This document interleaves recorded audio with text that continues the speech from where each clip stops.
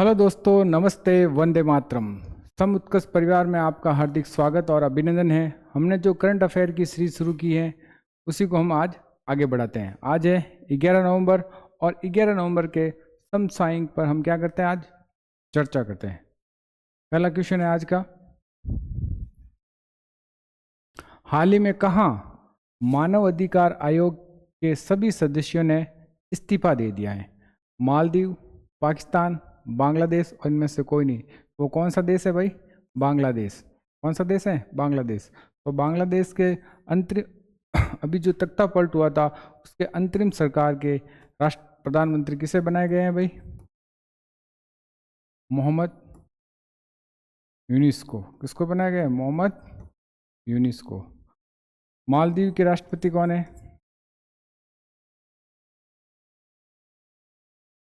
मोहम्मद मुइज़ू। कौन है भाई? मोहम्मद मुइज़ू। और पाकिस्तान के पीएम शरीफ साहब। कौन है? शरीफ। नेक्स्ट सवाल,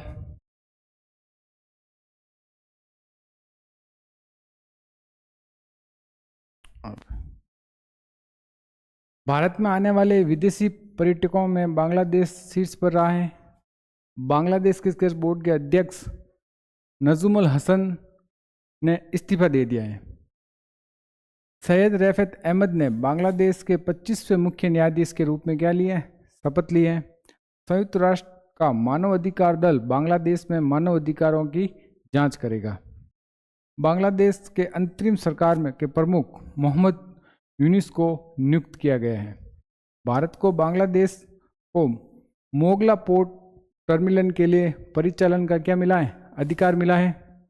भारत ने बांग्लादेश को अपना नया वाणिज्य दूतावास खोलने की घोषणा की है। नेक्स्ट सवाल, द सेनेटिक्स वर्सेस किसकी किताब है जिसके इंपोर्ट से दिल्ली हाईकोर्ट ने बैन हटा दिया गया है? तो कौन? चेतन भगत, विक्रम सेठ, सलमान रुश्दी और सुनील मिश्रा। तो कौन है भाई? सलमान रुश्दी। कौन है? सलमान रुश्दी। राजीव गांधी ने 1988 में सलमान रुश्दी के विवादास्पद किताब द सेनेटिक वर्सेस के इंपोर्ट पर क्या लगा दिया था? बैन लगा दिया था। इनके खिलाफ हाईकोर्ट में याचिका लगाई थी। अब कोर्ट ने याचिका पर सुनवाई करना बंद कर दिया है। द सेनेटिक वर्सेस उपन्यास का हिंदी में अर्थ होता है शैतानी आयतें। इस किताब के नाम पर ही मुस्लिम धर्म के लोगों ने आपत्ति दर्ज करवाई थी। भारत ऐसा पहला देश है जिस पर इस पर किताब पर क्या लगाया था? बैन लगाया था। शांति और विकास के लिए विश्व विज्ञान दिवस कब मनाया जाता है? 7 नवंबर को, 8 नवंबर को, 9 नवंबर को और 10 नवंबर को। तो कब मनाया जाता है भाई? 10 नवंबर को मनाया जाता है। 1 नवंबर को वर्ल्ड वैगन डे मनाया जाता है। 2 नवंबर को ऑल सेल्स डे मनाया जाता है। 3 नवंबर को कैंडी दिवस मनाया जाता है सॉरी विश्व जेलीफिश दिवस मनाया जाता है। और 4 नवंबर को कैंडी दिवस मनाया जाता है। 5 नवंबर को विश्व सुनामी जागरूकता दिवस मनाया जाता है। 6 नवंबर को युद्ध और सशस्त्र संघर्ष में पर्यावरण के शोषण को रोकने के लिए अंतर्राष्ट्रीय दिवस मनाया जाता है। 7 नवंबर को राष्ट्रीय कैंसर जागरूकता दिवस मनाया जाता है। और 8 नवंबर को विश्व रेडियोग्राफी दिवस मनाया जाता है। और 9 नवंबर को राष्ट्रीय विधिक सेवा दिवस मनाया जाता है। हाल ही में कहाँ पीवी सिंधु बैडमिंटन केंद्र की आधारशिला रखी गई है? कोची, कर्नाटक, विशाखापट्टनम या इनमें से कोई नहीं। तो कहाँ रखी गई है? विशाखापट्टनम में रखी गई है। सुप्रीम कोर्ट ने किस यूनिवर्सिटी के अल्पसंख्यक दर्जा पर अपने 1967 के फैसले को पलट दिया है? जवाहरलाल नेहरू यूनिवर्सिटी, जामिया मिलिया इस्लामिया यूनिवर्सिटी, बनारस हिंदू विश्वविद्यालय और अलीगढ़ मुस्लिम यूनिवर्सिटी। तो किसका? अलीगढ़ मुस्लिम यूनिवर्सिटी। अलीगढ़ मुस्लिम विश्वविद्यालय की स्थापना कब हुई थी? 1920 में हुई थी। अलीगढ़ मुस्लिम विश्वविद्यालय की उत्पत्ति 7 जनवरी 1877 को सर सैयद अहमद खान के द्वारा मोहम्मडन एंग्लो ओरिएंटल कॉलेज के रूप में मानी जाती है। वर्तमान कुलपति हैं प्रोफेसर नईमा खातून।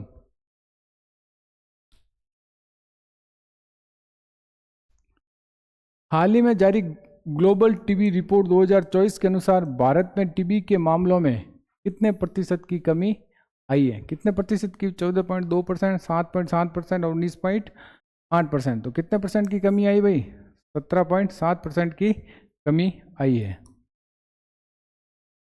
हाल ही में किस से 67 में ग्रैमी पुरस्कार के लिए नामांकित किया गया है? रिकी केज को, अनुष्का शंकर को, इन दोनों को, या इनमें से कोई नहीं? तो किसको किया गया है? उपयुक्त दोनों को, रिकी केज और अनुष्का शंकर दोनों को किया गया है। अनिल प्रधान को तीसरा रोहिणी नैयर पुरस्कार मिला है। महिला फुटबॉलर आइताना बुरामाटी को प्रतिष्ठित बैलन डी की और पुरस्कार मिला है। शाहरुख खान को आईफा 2024 का सर्वश्रेष्ठ अभिनेता का पुरस्कार मिला है। मिथुन चक्रवर्ती को दादा साहब फाल्के पुरस्कार मिला है, जो 72 नंबर का है। ICC life time achievement award 2023 Deepak Singh Mehta को सम्मानित किया गया है। प्रत्यक्षा रे को 2024 के एकलव्य पुरस्कार के लिए चुना गया है। दारा सिंह खुराना को महात्मा गांधी के नेतृत्व पुरस्कार से सम्मानित किया गया है। उर्मिला चौधरी को 2024 के वैश्विक नस्लवाद रोधी चैंपियनशिप पुरस्कार से सम्मानित किया गया है। हाल ही में कहाँ पहली डिजिटल जनसंख्या घड़ी खोली गई है? दिल्ली, कानपुर, बेंगलोर और इनमें से कोई नहीं? तो कहाँ खोली गई है? बेंगलोर में खोली गई है। ये घड़ी कर्नाटक व भारत दोनों की जनसंख्या को बताएगा। हर 2 सेकंड में ये घड़ी अपडेट होगी। हाल ही में किसे फिक्की का अध्यक्ष नियुक्त किया गया है? किसे? विक्रम दत्त को, हर्षवर्धन अग्रवाल को, प्रभाकर राघवन को, और इनमें से कोई नहीं? तो किसे नियुक्त किया गया भाई? हर्षवर्धन अग्रवाल को नियुक्त किया गया है। सुमित धर्मवर्धन को आईसीसी भ्रष्टाचार निरोधी इकाई का अध्यक्ष नियुक्त किया गया है। डॉक्टर जैकलिन डी ऑरेस को डब्ल्यूएफ का महासचिव नियुक्त किया गया है। अशोक चंद्रा को पीएनबी का एमडी और सीईओ नियुक्त किया गया है। केशव चंद्रा को एनडीएमसी का चेयरमैन नियुक्त किया गया है। और महेंद्र सिंह धोनी को झारखंड विधानसभा का ब्रांड एम्बेसडर घोषित किया गया है या बनाया गया है। राजेश कुमार सिंह को रक्षा सचिव का पदभार ग्रहण किया गया है। और मोहम्मद रिजवान को पाकिस्तान के वनडे और T20 का कप्तान बनाया गया है। नेक्स्ट सवाल, हाल ही में सदर सम्मेलन को किसे राज्य का उत्सव घोषित किया गया है? केरला, तमिलनाडु, आंध्र प्रदेश और कर्नाटक। तो किसने घोषित किया भाई? तेलंगाना ने घोषित किया है सदर सम्मेलन को राज्य उत्सव। तो तेलंगाना की बात है, तेलंगाना के सीएम कौन है भाई? रेवत रेड्डी। कौन है? रेवत रेड्डी। आंध्र प्रदेश के चंद्रबाबू नायडू। कर्नाटक के सिद्धारमैया।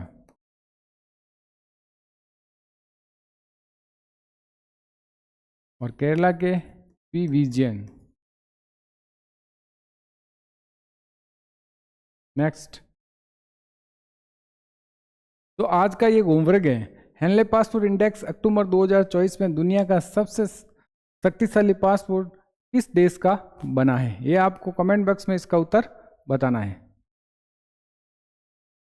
ये हैं कुछ जनरल नॉलेज के डोज। क्या हैं? जनरल नॉलेज के डोज जो आपको याद रखने हैं। डेली ये डोज आपके करंट अफेयर के साथ बताया जाएगा। तो पहला है, इकोलिस्ट का विज्ञान की कौन सी शाखा है?